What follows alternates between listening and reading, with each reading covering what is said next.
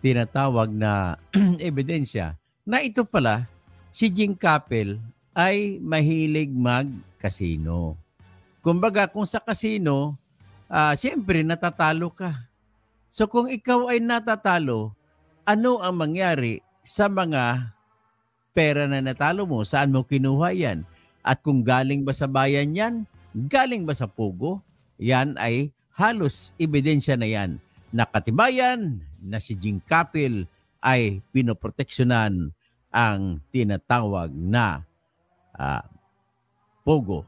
Okay? So ngayon, ang isa pang patunay na ating ibibigay ay para may pakita rin natin na ang iba pang mga ebidensya na kung bakit natin dapat na ipakita rin na ito si ay talagang magaling ito si Jing Capel magtago, no? At ipakita ko muna, bago ang lahat, ipakita ko muna yung tinatawag na pagpatawag sa investigasyon sa akin ng ating House of Representatives. At tayo ay pinatawag para mabibigyan linaw lalo kung anong kwento sa likod ni Jing Capel. Pakita ko lamang sa inyo na maliban sa pangako ko na lilitaw ako sa hearing, ay akin pong ikaklaro sa inyo na talagang walang ebidensya si Mr. Jaime Jing Capel para sabihin niya na hindi siya korap. Bagkus, sa kabila ng lahat, nagagalit sa dito, pinapatawag niya ako, si Pyra Lucas, na chairman ng Filipino Against Crime and Corruption, United Filipino Against Crime and Corruption Chairman, UPAC kung tawagin. So ngayon, dalawa kami sa pinatawag niya. Pero nabasa ko sa balita ng Sunstar Pampanga na 3 tao ang kinasuhan niya sa cyber libel. Hindi pala ako kasama sa kinasuhan niya. Ang kinasuhan niya si Pyra Lucas, si Heidi De La Cruz na girlfriend dati ng kanyang kapatid na si Joel Capel, at ang isa at ang grupo ng kung sino nagpapatakbo ng group page ng isang Purak POP, Purak Organization of Purak People, no? People's Organization of Purakeños, parang gano'n, hindi ko maalala, no? Anyway, ngayon ang ipapakita ko sa inyo, isa na namang katibayan na nagpapakita na talagang corrupt ito si Jing Capel, no? Ito, ipapakita ko sa inyo. Ay, nako, Jing Capel. The more you say, the more you are being driven to the quicksand of corruption. O, ito, titingnan nyo. O, anong nakikita nyo dyan? Palakihin kong litrato para makikita nyo. Ay, hindi pata lalaki ito Okay, so ito, nakikita nyo, si Jing Capel yung nakaputi. Saan ba yan? Makikita nyo sa loob ng kasino yan. Nagkakasino.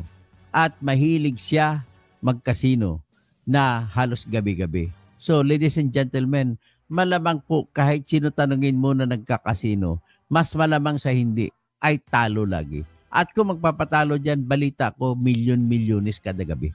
So kung nagpapatalo ka bilyon-milyones kada gabi, Mr. Jing Capel, yan po ay ebidensya na ikaw ay nagnakaw sa kaban ng bayan. Okay? Saan mo ba naman kukunin ang ipagsugal mo? Ganun lang kasimple ang tanong pero napakahirap sagutin. So, Mr. Jing Capel, yan po ang isa sa aming ebidensya na hindi mo maitatanggi. Kasi mukha mo yan, ikaw yan, mahilig ka sa puti. Kahit na itim ang budhi mo, mahilig ka sa puti. Yan. Sinabi ito ng POP. People of Purak pala ibig sabihin ng POP. Nakuna nila ng litrato. Ang litrato pong ito ay ibinigay po ng empleyado na taga Purak. Empleyado ng isang kasino na kinunan ng litrato mula sa CCTV. So, kumbaga, ni-screenshot o screen grab ang tawag doon mula sa CCTV at makikita mo si Jing Capel. Tingnan mo. Si Jing Capel yan. So, ngayon, kung makita mo si Jing Capel, anong ginagawa niya dyan? Naglalaro Okay, basahin ko ang nakalagay. Believe, sabi ni ng mga People of Purak na web page. Itong kinasuhan niya pala, People of Purak. So sabi nito, believe ako kay Mayor JVC. Ang JVC kasi hindi yan stereo kundi Jing V. Kapil. Jaime V. Kapil. Madami siyang nagawa sa totoo lang po ba? Totoo po ba na ang karamihan sa mga project ninyo funded ang donation ng Pugo? Wow, ito pa pala isiwalat ko dito, no? Mamaya ko na ituloy yan. Ladies and gentlemen, ang Pugo po may tinatawag na proyekto para sa mapabango ang pangalan nila, nagbibigay po sila ng gamot, at nagme-medical mission ang Pugo doon sa Purak, Pampanga. At idinadaan nila ito kay Mayor Jing Kapil. Kung si Jing Kapil ay dati siyang medical representative. May sasakyan siya na kaisa-isa lamang, yung Pajero ata, yung nabili niya. At ang bahay niya, dugyot. Sabi pa nga ng dating girlfriend ng kapatid niya na si Jewel, nung daw sila nakatira sa bahay ng nanay-tatay ni Jing Kapil, ang kanilang CR doon pandugyot. Hindi daw kayang umibs ng kahit sino, maliban na lang kung talagang lalabas at lalabas na ang tawag ng kalikasan. So anyway, yan ang ginagawa niya. Pag makuha niya na ngayon, Mayor Jing Kapil, mamaya ko na siguro sa sunod ko na yan. Sa sunod ko na isiwalat siya kasi hahaba ang kwento. So anyway, para sa maiksiin ang kwento lang, ito sasabihin ko lang na si Mayor Jing Kapil ay sugarol. Ayan So basahin pa natin uli siguro ang kanyang panunugal. Sugarol. Saan ito Nagpapatalo ka sa Midori Hotel at sa mga kasino sa Maynila. Maraming mga kababayan mo na taga-Purak ang nagtatrabaho sa Midori Casino na taga-Purak nakakita sa iyo kaya mahilig ka talaga. So yan ang mga testigo laban sa iyo, Mr. Jing Kapil. So now, do you still have the heart? Do you still have the heart and the moral fiber or moral pride to say that you are not stealing money from Pogo that should go to the money of Purak? Hindi ka talaga Jing Kapil. Ulitin ko, ang una mo sa mga ninakaw mo sa Purak Municipality, number 1, ulitin ko na naman, yung imbis na 12 million kada taon na property tax o di kaya $1 milyar na binabayad sana ng Pugo sa munisipyo ng Purak ay binubulsa mo. Bakit ko sinasabi na binubulsa mo? Kasi on record, kayo mismo umamin sa hearing sa Senado at sa hearing sa House of Representatives na ang binabayad lamang, sinisingil nyo lamang, pinapalabas nyo ang singil nyo sa Pugo ay 10,000 pesos a year. Imbes na 12 million a year. Next, ang sinisingil mo dyan sa Pugo Hub. Hub yun marami dyan. Hindi, isang building lang ang Pugo dyan Yung iba, tinitirhan ng mga Pugo players o Pugo kung sino man. Yung iba, may mga gym dyan, mayroong restaurant, lahat ng klase na negosyo nandyan kasi hindi na kailangan lumabas ang taga-Pugo para magkaroon ng buhay nila. Kompleto. May palengke dyan, may grocery dyan. Kompleto. Bakit 4,000 lang ang siningil mo na business permit, Mr. Jing Kapil? Nasaan ang tamang singil? Binulsa mo na naman. Kaya isa yan sa dahilan kung bakit pinoproteksyonan mo talaga ang Pugo. Ngayon, umabot sa 2024, sa testimonya mo sa House of Representatives, sinabi mo na hindi mo na binigyan ng permit ang Pugo noong 2024. At ang katwiran mo ay may kulang pa daw, may fire certification na kulang. At ang isa pong dahilan ay nalaman mo rin daw na wala ng lisensya o license to operate na binigay ang PAGCOR.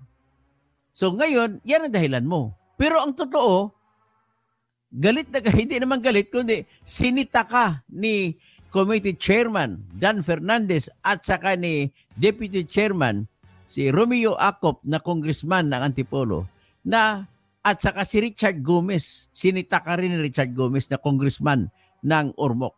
Bakit hindi mo pinadlock ang Pugo kung hindi sila pala nagbayad ng kung hindi sila nagbayad ng sinisingil nyo. At kung wala ka palang permit na ibinigay ng 2024, bakit hindi mo pinadlock?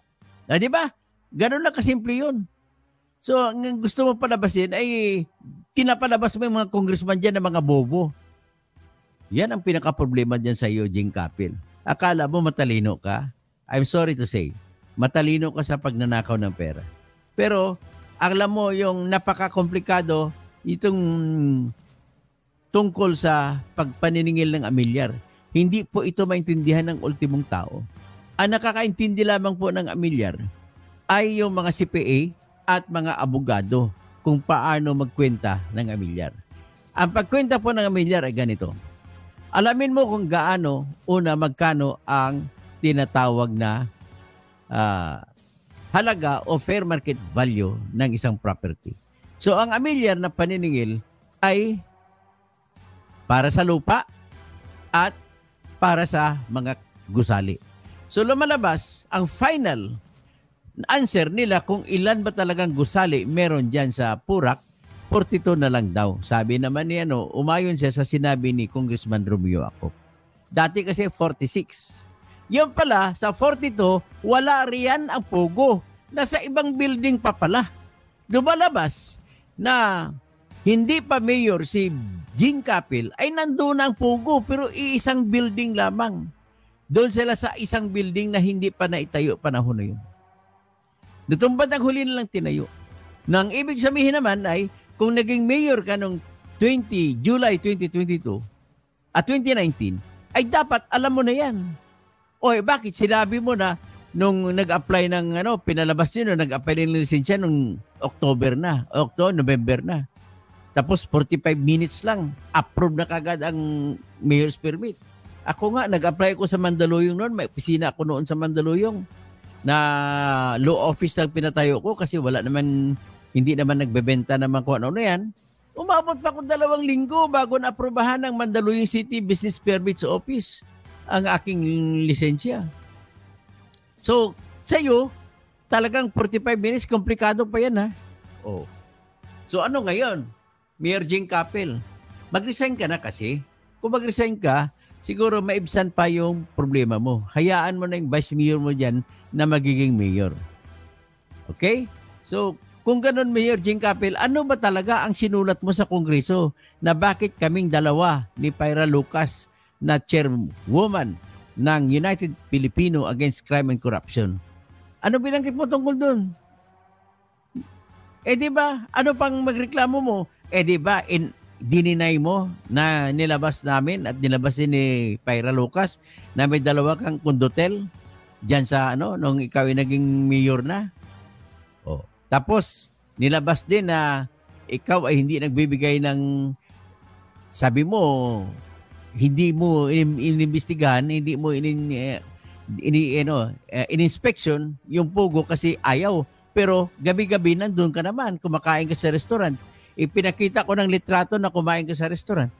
Ipinakita kong litrato na kasama mo yung paborito mong abogado o abogada na si Sherin Olivia Sian. Ha? Kasama mo pa sa kainan.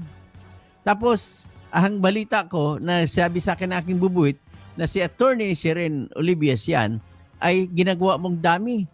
So, posible na sa account ni attorney, ipapalabasin niya na marami siyang kliyente na kinita, doon niya ngayon dineposito sa kanyang bank account ang mga pera ni Jing Capil. Pwede mangyari yan, di ba? Attorney Sian. Pero binibigyan kita ng pagkakataon, Attorney Sian, na magbigay ka ng iyong pahayag. Kasi sa ngayon, nagtatanong lang ako kung totoo ba yan na ikaw talaga nag-advise. Kasi komplikado ang pakialaman mo ang business permits na kita at saka amilyar. So kung makuha mo na ang fair market value sa amilyar, kukunin mo na ngayon ano ang assessment levels. Sa assessment levels, binibigay yan ng batas. So sa binibigay ng batas, kapag tinatawag na commercial, ay pwedeng 50%. So ibig sabihin, 50% ng fair market value, iyan po ang assessed value na. So assessment levels times the fair market value, ang sagot ay assessed value. So kung 50% times 2 billion kasi nagpalabas, inamin mo sa Kongreso o sa Senado na nagsumiti, ay namin ng iyong engineer na nagsumiti ng bills of materials na kabuuan ng presyo 1 billion 70 million ang pogo sa pagpatayo ng building. So ibig sabihin, sa aming mga civil engineers, estimate mo direkta na kung ano ang presyo ng pagbili mo ng materials at pagpapatayo ka ng gusali, ang halaga ng mga labor na gagamitin mo, pambayad mo sa karpentero, sa foreman, pagbabayad mo sa iba-ibang mga professional, engineers, at mga architects, ay kaparehas din. So 1 billion din. So times 2, 2 billion. So kung 2 billion, ang fair market value mo, ang assessment level si 50%, so magiging 1 billion ang assessed value. So kung 1 billion ang assessed value, pag-compute mo naman ng real property tax, base sa batas, sinasabi sa NIRC, sa Local Government Code, na kapag sa Metro Manila, 2% ang buwis mabayaran, base sa amilyar. Kapag pagdating naman sa labas ng Metro Manila, 1%. So anong 1% ng assessed value na 1 billion? I-multiply mo 0.01 kasi ang 0.01 is 1%. So 0.01 times 1 billion, the answer is 10 billion at 10 million pesos. Pero kung sa 60% tayo magbabase, magiging 12 million pesos ang taunan na amilyar na babayaran. Biro mo, binulsa mo lahat yan? Bakit 10,000 lang binili mo? So yan, dagdag na katibayan na nanggaling sa inyo mismo na ebidensya. At yan po ang ebidensya na magpapatunay na nagbibigay ka ng protection. Isa pang ebidensya na naisip ko sa dami-daming ebidensya, yung nagpatayo ka ng extension office dyan sa loob ng Royal Grand Palazzo para naman magkikater dyan sa Pogo Hotel. Pero pinapugo pala na hub. Ngayon, pinapalabas mo sa iyong, inamin mo na meron nga. Pero pinapalabas mo ng rason kasi marami negosyo na doon. Of course, marami negosyo. Sa Pogo alone, may Pogo na negosyo, may negosyo na restaurant, dami-daming negosyo dyan. Kaya dapat asikasuhin mo yun. Kaya ganoon ang rason kung bakit nagpatayo ka ng extension office ng Porac Municipality. Those are the things, only few of the things that are strong in themselves to say that you are protecting Pogo. Kaya walang kapanapanalo yung kaso mo laban kay Pyra Lucas, laban kay Heidi De La Cruz, at laban sa administrators ng page na POP, People of Porac. Okay? So, gano'n lang ho kasimple ang aking masasabi dyan.